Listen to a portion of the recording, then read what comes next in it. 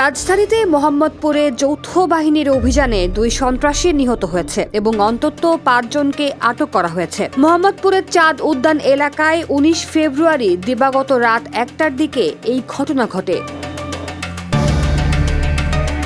যৌথ বাহিনীর উপস্থিতি বুঝতে পেরে গা ঢাকা দিতে একটি বাড়িতে ঢুকে পড়ে সন্ত্রাসী দলটি। তাদের আত্মসমর্পণ করতে বললে যৌথ বাহিনীর প্রতি পাল্টা গুলি ছোড়ে তারা। আত্মরক্ষায় যৌথ বাহিনীও গুলি ছোড়ে।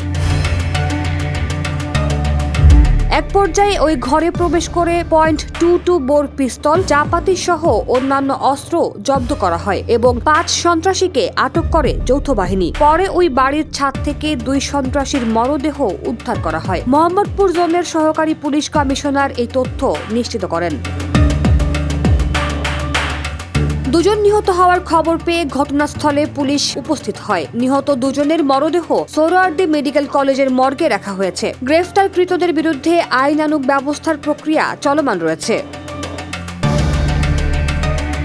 এদিকে এলাকাবাসীর দাবি, সম্প্রতি সময়ে মোহাম্মদপুর এলাকায় চুরি, ছিনতাই, ডাকাতি বেড়ে গেছে। এ ধরনের অভিযান নিয়মিত পরিচালনা করার আহ্বান জানান তারা।